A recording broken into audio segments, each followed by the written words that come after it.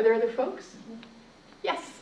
I sort of have a semantics question that's sort of riding on the last two, and it is semantics, so you don't need to have an incredibly long answer to deal with it. Okay. But it's a good one. All right. So I really like your point when you were saying that anger can't be what fuels the engine of activists to do what they do for social justice, because it doesn't sustain things, and it also divides people all on different agendas. Right. But you said that the contrary was that people need to fuel themselves with joy. But I think what's sort of behind that joy is love. Do you think the word love has a place in all that? Absolutely. Absolutely.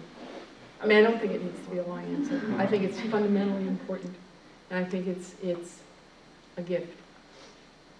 And I don't think it's just about, you know, passion. I think it's actually about heart open. I think it really matters. Yeah.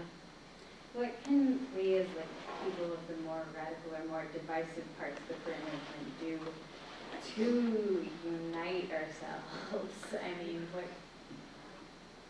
what can we do? Any ideas? I mean, as such a disparate people, some people have different opinions and different, like, how are we going to get the log-cabin Republicans to get down with the trannies? I mean, how does that work?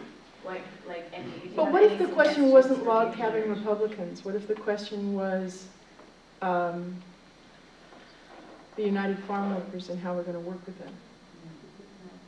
I mean, you've got choices about where you go, you know, and you can spend a lot of time having pretty useless conversations with log-cabin Republicans, or you can go to a place where you really got a reason to want to connect.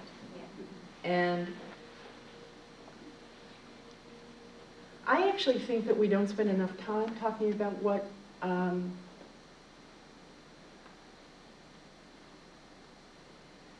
it is that compels us to be activists.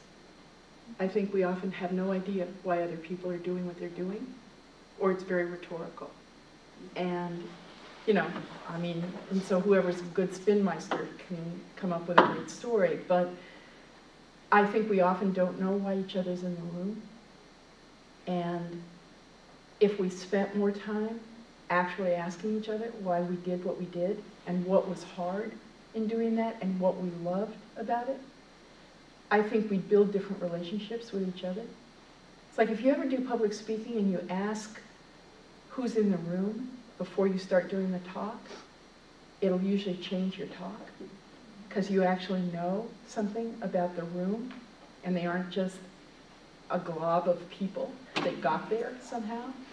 And I think too often in social justice work, we're a glob. And the place where you begin to figure out who somebody is around the things you disagree around, not the things that you might share. And we don't have space for that, because there's way too much to be done and we have no time. So I actually have thought a lot about how we might be more generous in the way that we give each other space to tell each other what we care about. I've never been asked it in the movement, really. And I often, you know, when I'm in rooms like this, I think, what would happen if every single person here got 2 minutes to say why they came?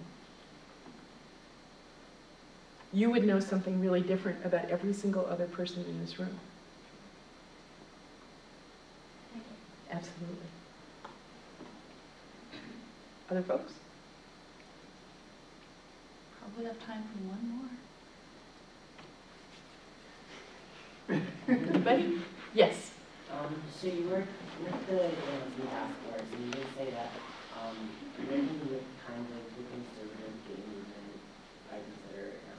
What do you suggest that we put full force behind that they're supporting right now? Like, what work do you think would be most productive if you would choose to kind of ally with that?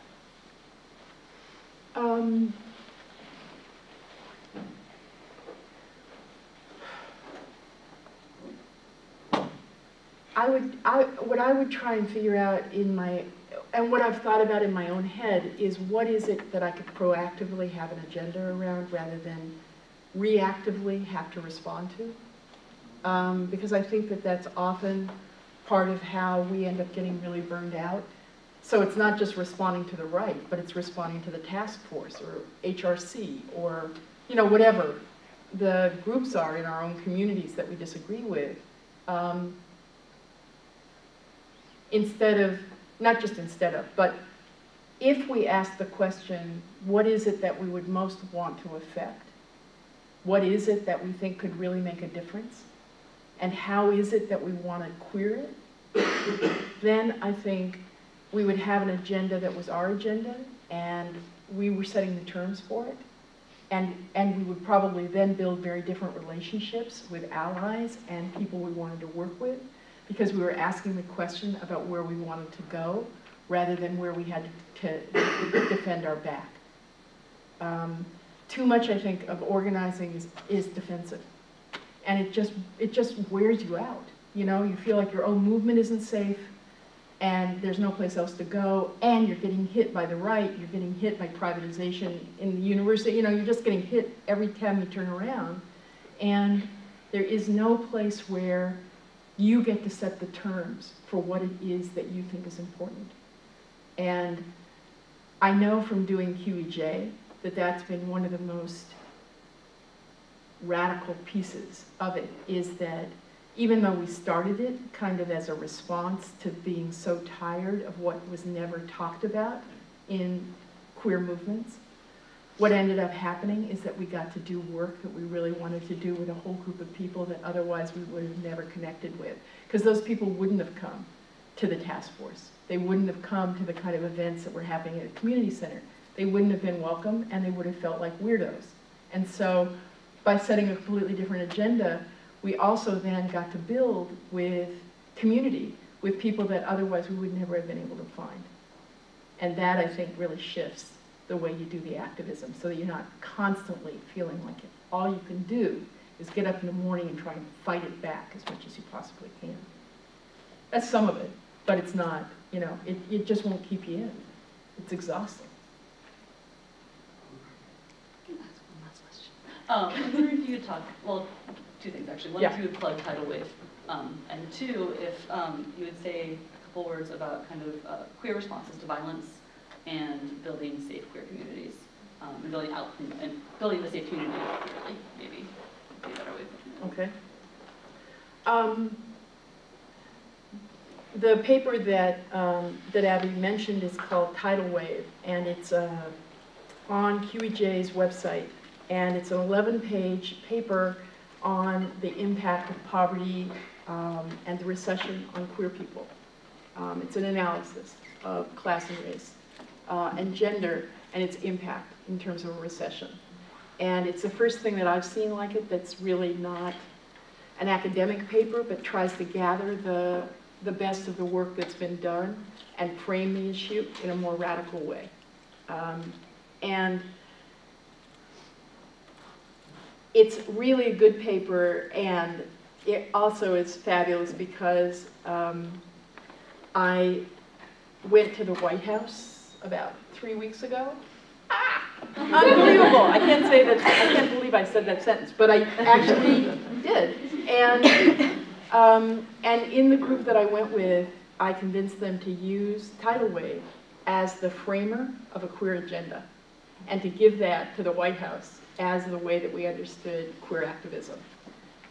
I have to tell you, it was like one of the most wonderful moments of my life to hand Brian Bond, you know, Tidal Wave and say, this is what we would like you to be talking about when you're thinking about being, affecting change in the government around queer people, that we're poor, that we're in communities of color, that we're gender non-conforming. You know what I mean? It's like, that's how we're setting the agenda. And they were really, I have to say, they were really quite stunned by it. They had never seen anything like it.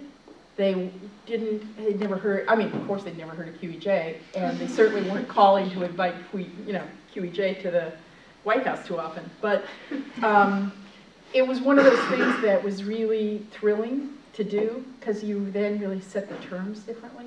So that was fabulous. That was really wonderful work.